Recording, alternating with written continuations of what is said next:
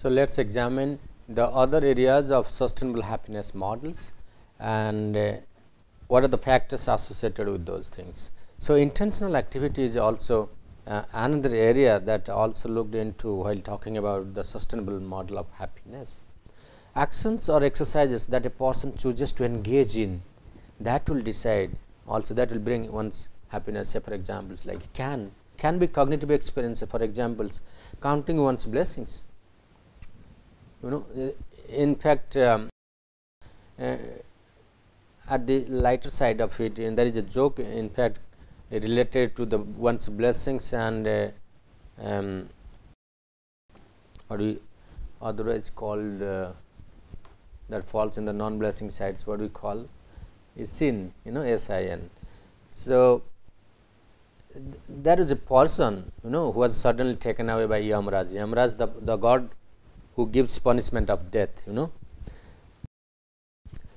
Then the person argued with Yamraj, why are you taking me? My life is even not half finished.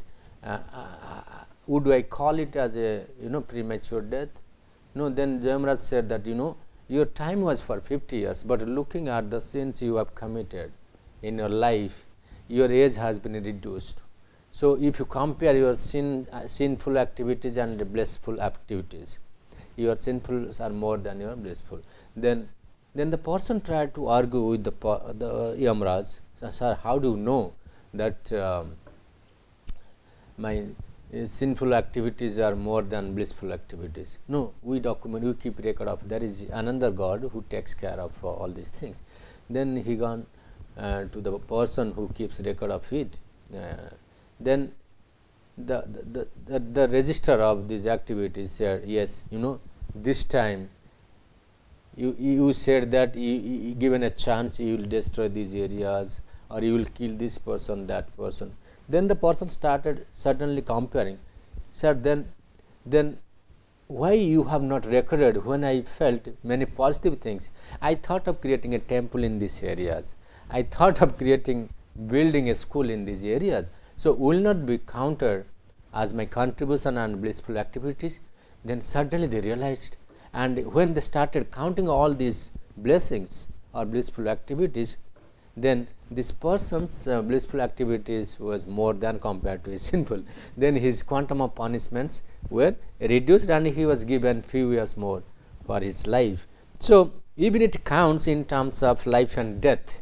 So, although it seems to be a joke, but there are scientific reasons behind it. People who contributes positively more towards their life, they feel satisfied, they feel happy, and that even studies have seen that positive contribution enhances longevity of human beings. So, that's in form of counting one's blessings, maybe in terms of some random act of kindness. When you are showing an act of kindness behavior towards others, oh, this is a poor man, let us help him out.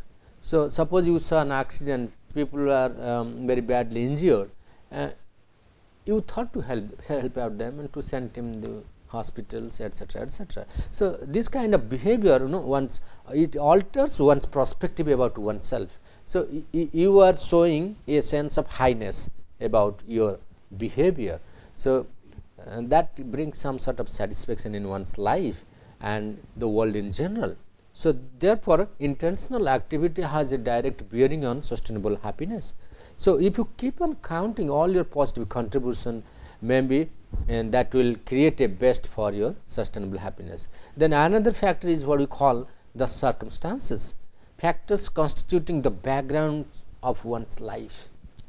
If the person is living in a climate of distrust, mistrust, revengefulness, attack and terror, etc., etc., that is likely to affect more. But a person living in an environment or in a family or in organizations that is full of peace, tranquility, love, affections, etc., is likely to be more comfortable, more happy, more helpful, and would like to cherish the workplace for lifetime. So, there are, and say for examples, a person living in a place where there is people are sensitive towards gender equity, gender sensitivity, ethnicity, there is no racial violence at all. So, this kind of place are likely to affect, suppose like what is going on in United States after the elections.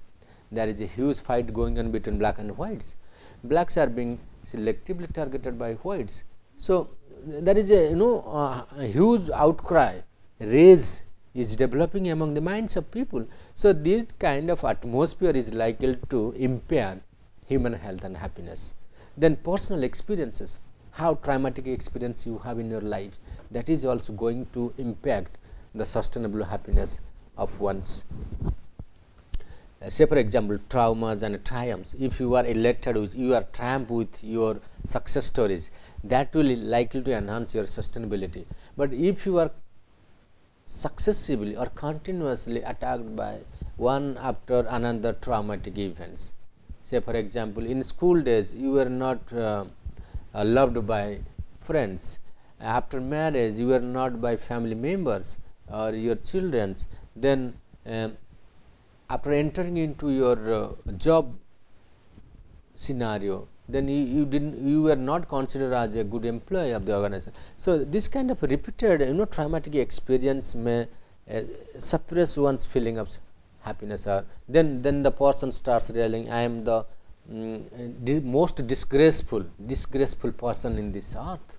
So, that is why personal experience sometimes labels one sustainable happiness. Then life status and variables, for examples, marital status, education level, health status, all are the determinants of one sustainable happiness moment. Yes, physical attractiveness, suppose that you look beautiful towards others and people appreciate you are looking very good, very graceful. So, you feel a sense of satisfaction, inner satisfaction is there, and that enhances one's sustainability in terms of general living also. There are so the findings here supports that set point contributes 50%, at what level you fix your set point of happiness. Then intentional activity also contributes close to 40%, and in fact, yes, circumstances also 10%. So, this may vary from culture to culture depending upon. So, does that mean that does happiness is equivalent to well-being? So, let us see, well-being is equivalent to the quality of life people experience in their lives. So, some people also given a formula that happiness is the well-being is the combination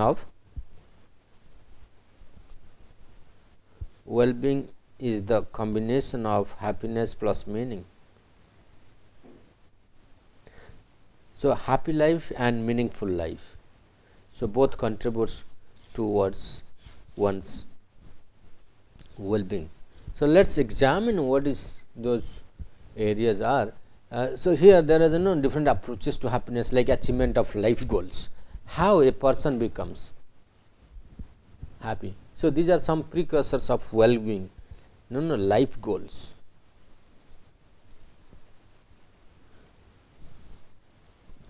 So, if things are happening as per your plan of actions, then you are likely to lead a very balanced life. But if these goals are not achieved, often obstructed by hindrances or different factors, that is likely to affect your sense of satisfaction, happiness, etc.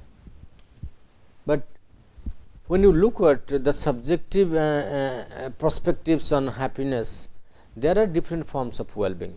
Subjective well-being considered by Diner. Diner talk about the hedonic, which is most a feeling component. Life satisfaction such as positive and negative affectivity, you can assess one's state of subjective well-being. But if you look at the dynamic approach that given by Rife, this is often self-realizations.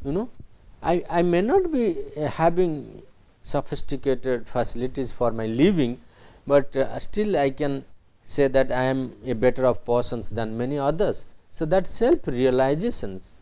So, that is why Rife says that happiness is not mere a feeling factor, it is a multi-component perspective, right. So, this constitutes therefore, the whole mental health framework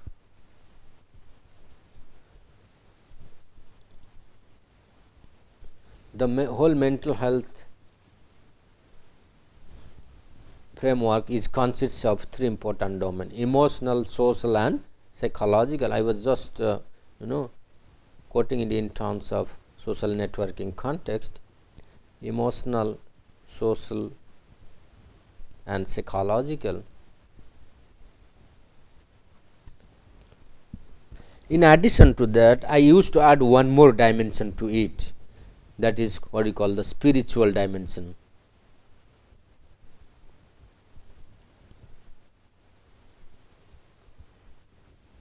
Why spiritual? Because it is necessity to reach at the transcendence level, what we call, although it is very very subjective in nature, but in Indian tradition people often talk about the concept of moksha, which is the highest level of well-being one can imagine, and that is not possible by adding a spiritual dimension of well-being.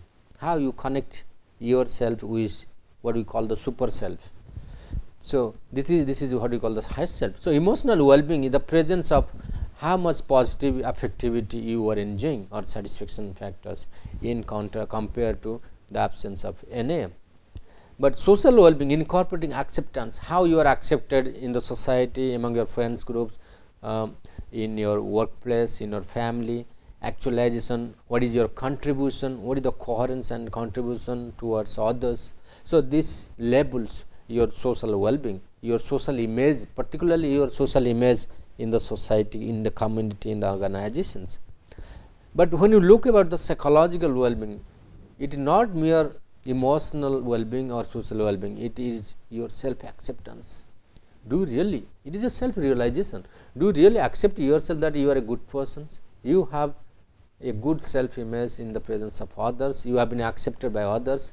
Your personal growth, how do you see, where do you see yourself in the strata of the society or in your organization where people place you? So your personal growth, your purpose in life, have you realized the purpose of your life?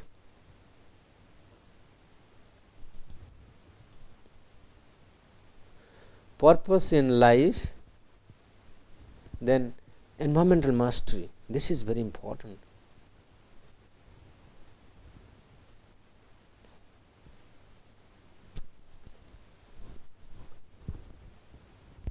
The environment you are living in, is it conducive for your living?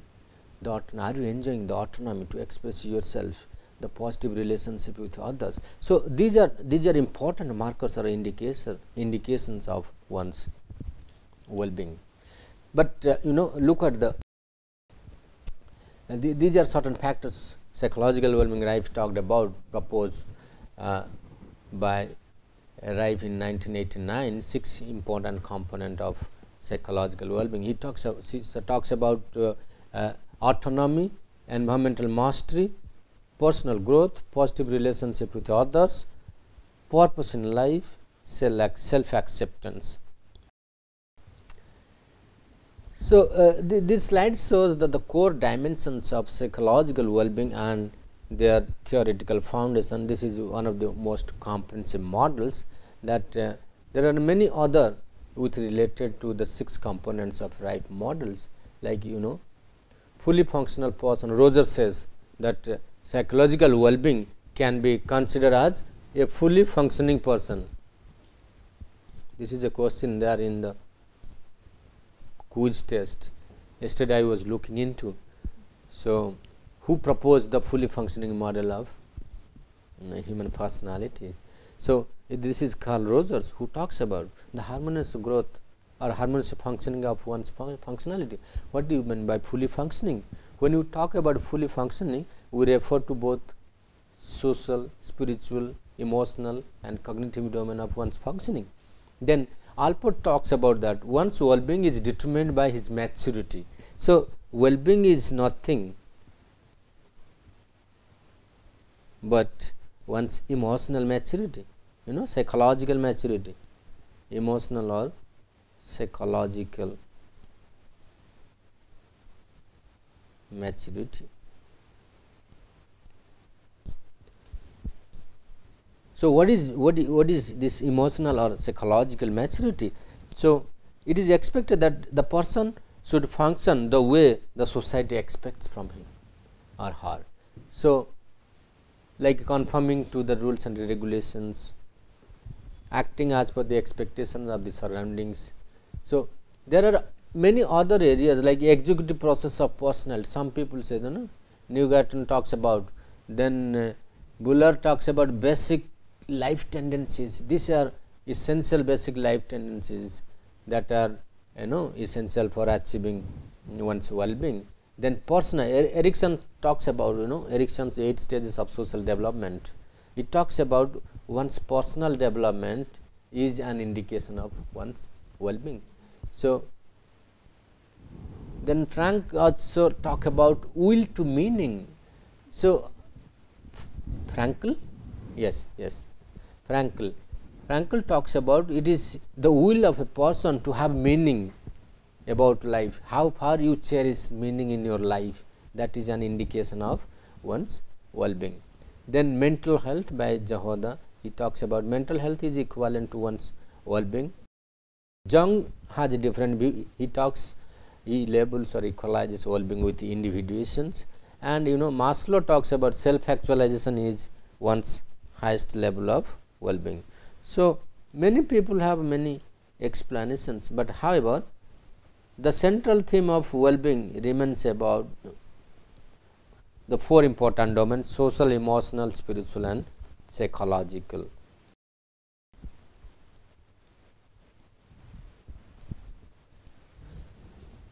Well, this diagram talks about the dynamic model of well-being. If you look about it, the well-being depends upon one's the functioning well and satisfaction of needs. One is the enabling factors or the conditions, that is opportunity, obstacles, inequalities and social norms and culture. These are very important influential factors in the functioning of how a person will well functions. So, these obstacles also decides that whether they will disturb or restore one's peace and well-being. So, it goes on one's life experiences like happiness, satisfaction, interest, boredom and distress. If one's experience about life is dominated by boredom and distress, the well-being will go down. If it is more of happiness, satisfaction and interest and zeal, then it will enhance the well-being factors. Another important area is called psychological resourcefulness. How psychologically you are resourceful is also an indication of one's well-being. Say for examples like resilient, optimism, self-esteem. So, people those who experience a high level of well-being in their life are likely to be resilient, possess a high level of self-esteem, and they are likely to be optimistic in their life. And there is also some certain other characteristics that are also reflections of one's well-being, like to be autonomous, competent and connected to others. So, these are the scientific character of a person who likely to possess a high level of well-being, a person likely to be reasonable. So, these are the cognitive markers of one's well-being. That means his cognitive functioning is intact. Well, these are some of the definitions of the theory guided dimensions of well-being. Say for examples like we talked about self-acceptance, how self-acceptance is described in the context of well-being, like it is a process, a positive attitude towards the self. It acknowledges and accepts multiple aspects of self, including good and bad qualities. It feels positive about the past. So, a person who scores high on these sides is likely to possess better well-being than scoring low on these sides on self-acceptance, like feels dissatisfied with self, disappointed, feeling disgusting, troublesome life, wishes to be different than what we see in others. So, this kind of features I often observe in people those who are disinterested in the class. Why some people do not come to the class? This is one of the important reason. And the second thing is that positive relationship with others. This is also another. I used to relate all these characteristics with the people who are irregular in the class. High score.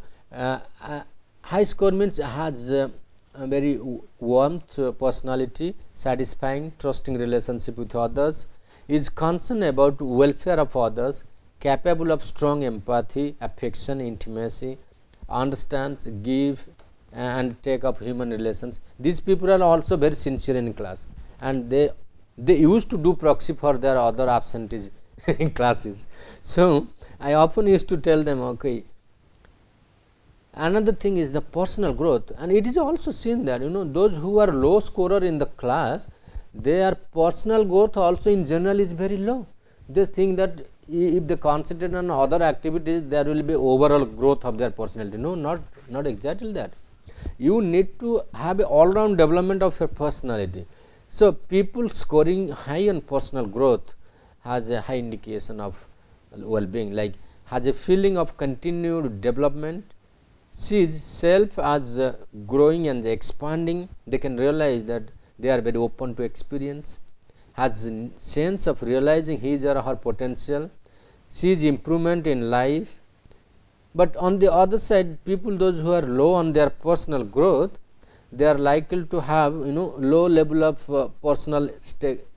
high level of personal stagnation, lack of sense of improvement, then expansion of overtime, feels bored and uninterested with life, feels unable to develop new attitude and behavior. So this is one of the expansion of time.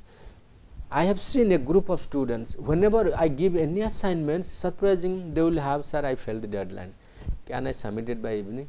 The moment I say, yeah, you can, then say, sir, I think in the evening I have a lab, so can I come tomorrow? So they just ask for demanding more and more times, expanding their times, and they never get the deadline. Purpose in life is very important. If you are so focused about the achievement of the goals, life goals, you are likely to maintain a very healthy well-being. Has a goal in life and a sense of directedness, you are focused, feels there is meaning, a meaning to the present and past, then holds belief that life purpose has aims and objective in living. So this keeps them going. So that is very important in one's restoring one's well-being in life. Yes, environmental mastery is very important, because a person who score high on is a sign of his sense of mastery and competencies in managing the environment, controls complex array of external activities, makes effective use of surrounding and opportunities, and able to choose or create context suitable to personal needs and values. So this is exactly when people display a very harmonious functioning of their personalities. So one can create a simple simple exercise. If as a teacher, if you want to measure somebody's well-being, just make a small exercise like rate each dimensions from say for example self acceptance. Ask them to rate from 1 to 10. Very nature of it to not at all. Then similarly you can see, then the next one is what we call positive relationship with others. Positive relations with others, again very well to not at all. So ask the person, please place yourself, where do you stand on the 10-point scale, what is the level of your relationship with others. So maybe that will give an indication where exactly the person stands. So then you can also put the another, like on the personal growth dimension,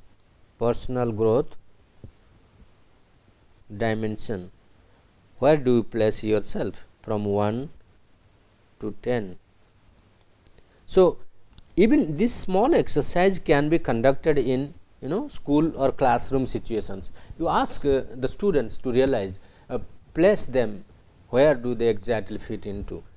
It may not give them the exact status of their well-being, but probably that will be giving an indications. Say for example, purpose in their life.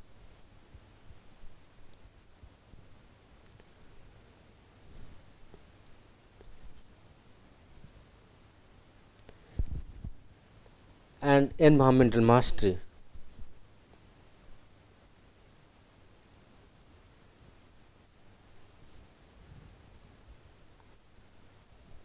So, this is what we call an objective assessment. Can the same be also rate each item, rate each dimension on a 10-point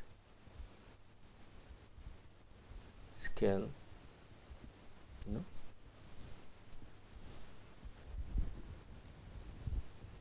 This the same thing can be also measured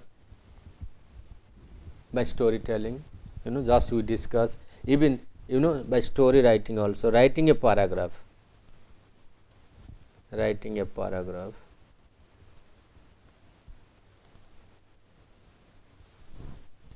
You just ask them, write one paragraph, maybe in 10 lines, 5 to 10 lines on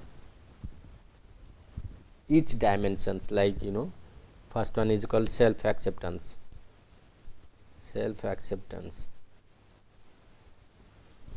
Just describe the meaning of these dimensions, ask them, then ask them to write a paragraph on positive relation. Do you really enjoy positive relationship with others? Write to one paragraph, or say for in 50 words or 25 words, something like that. Then the next one is personal growth. How do you realize that you are experiencing your personal growth? Please reflect them, like 10 lines. Similarly, purpose in life. Do you have a purpose in your life? What is there? Where it is? How do you realize it? Please explain and reflect on your thoughts. Then next is environmental mastery. Do you think that everything works at your wish? So, the things are moving on your wish, that means you things are under your control. Is the environment responding as per your goals and targets? If not, then that means you are disturbed. So, if yes, that things are happening. So, these are small exercise, but powerful technique for evaluation of one's well-being. But however, see, this depends upon the mastery of the person on the concept. So, otherwise it will not give a clear picture or understanding of one's well-being. So, moving forward, there are also people say that 5 ways to restore one's well-being or develop one's well-being. This is also a framework, what we call well-being can be achieved by good functioning, like very simple form of achieving one's satisfaction and happiness in life, like yes. So, what is this well-being? Be active, be connected, and give feedback, take notice, and keep learning. We will discuss details how these 5 dimensions that talks about the good functioning of well-being. We will come back after a short break.